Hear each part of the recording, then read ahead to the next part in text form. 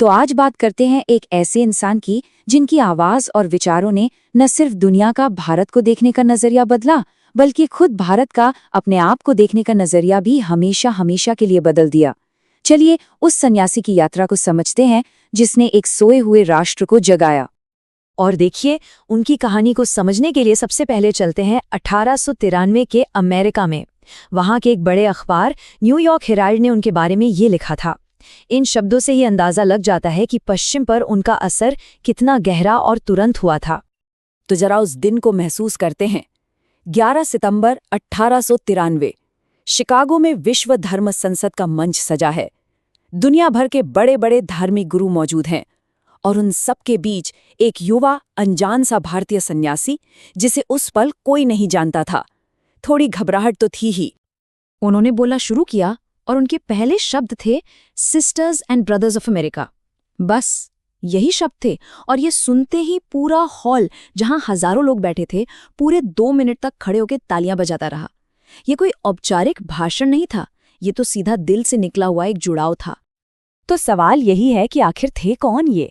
एक साधारण से दिखने वाले युवक से एक युग प्रवर्तक बनने तक का उनका ये सफर कैसा था? चलिए उनकी जीवन की इस अद्भुत यात्रा को समझते हैं। तो इसके लिए हमें चलना होगा थोड़ा पीछे, उनके बचपन में।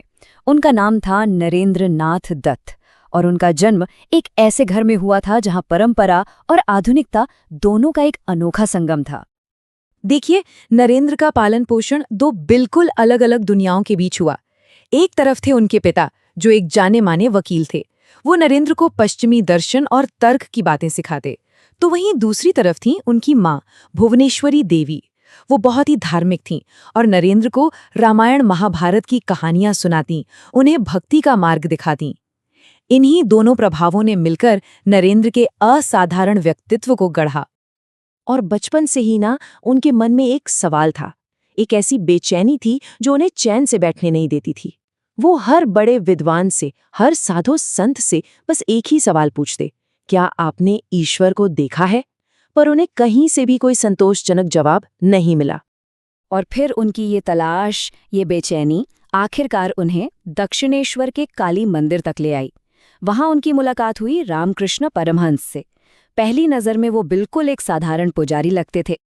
नरेंद्र ने रामकृष्ण से भी वही अपना पुराना तीखा सवाल पूछा, क्या आपने ईश्वर को देखा है? और जो जवाब मिला उसने नरेंद्र के तर्क से भरे दिमाग को हिलाकर रख दिया। रामकृष्ण ने कहा, हाँ, मैं उसे ठीक वैसे ही देखता हूँ जैसे मैं तुम्हें देख रहा हूँ, बल्कि उससे भी ज्यादा साफ। और अगर तुम चाहो तो मैं तुम्हें भी दिखा सकता हूँ। सोचिए, पहली बार किसी ने इतने यकीन के साथ ये बात कही थी। बस यहीं पर नरेंद्र की सालों की दिमागी खोज खत्म हुई और एक सच्चे आध्यात्मिक अनुभव की यात्रा शुरू हुई। उन्हें किताबों में नहीं, बल्कि एक जीते जागते अनुभव में अपना गुरु मिल गया था। अपने गुरु के देहांत के बाद नरेंद्र का जीवन एक नया मोड़ लेता है। अब उन्होंने एक और यात्रा शुरू की। ये यात्रा ईश्वर की खोज की नहीं थी, बल्कि अपने देश, अपने भारत को समझने की थी। वो असली भारत को अपनी आंखों से देखना चाहते थे। और फिर वो निकल पड़े। हाथ में बस एक कमंडल और एक लाठी लेकर वो लगभग पूरे भारत में पैदल घूमे। इस यात्रा ने विवेकानंद की आंखें खोल दी। उन्होंने एक तरफ तो देश की आध्यात्मिक महानता देखी, लेकिन दूसरी तरफ करोड़ों लोगों को भयानक गरीबी और अज्ञानता में जीते हुए भी देखा। और ये सफर उन्हें खींच कर ले गया भारत के आखिरी छोर, कन्याकुमारी तक। वहां समंदर के बीच एक चट्टान पर बैठकर उन्होंने 3 दिन और 3 रात लगातार ध्यान किया। और वहीं उस गहरे ध्यान में उन्हें अपने जीवन का मकसद साफ दिखाई दिया, इस राष्ट्र का उत्थान करना।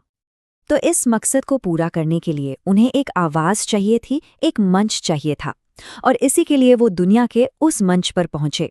उन्होंने भारत के प्राचीन वेदांत दर्शन को एक नया प्रैक्टिकल रूप दिया, जिसे उन्होंने नाम दिया व्यावहारिक वेदांत।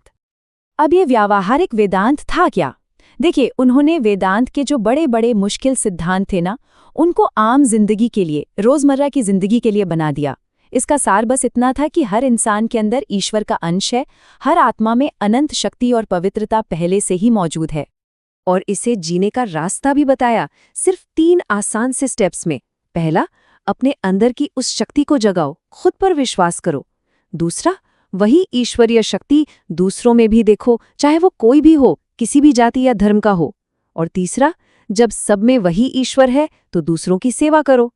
और यहीं से उनका वो महान सिद्धांत निकला, नर सेवा नारायण सेवा, यानी इंसान की सेवा ही भगवान की सबसे बड़ी सेवा है।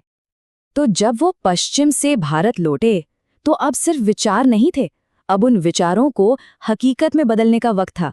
उन्होंने एक ऐसी विरासत की नींव रखी जो आज भी लाखों लोगों को रास्ता दिखा रही है। और इसी सोच के साथ उन्होंने 1897 में रामकृष्ण मिशन की नींव रखी। इसका मकसद था ऐसे सन्यासियों को तैयार करना जो सिर्फ अपने मोक्ष के लिए नहीं बल्कि दुनिया के कल्याण के लिए काम करे।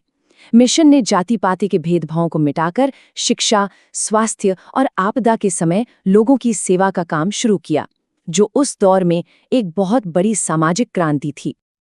और फिर 4 जुलाई 1902 को सिर्फ 39 साल की उम्र में वो महासमाधि में लीन हो गए। एक तूफान जो पूरी दुनिया को हिलाकर चला गया था, अब शांत हो गया था। लेकिन इतनी छोटी सी उम्र में वो इतना कुछ कर गए जो सदियों तक याद रखा जाएगा। उनका शरीर तो चला गया, पर उनके शब्द, उनके विचार, वो आज भी हमारे बीच जिंदा हैं।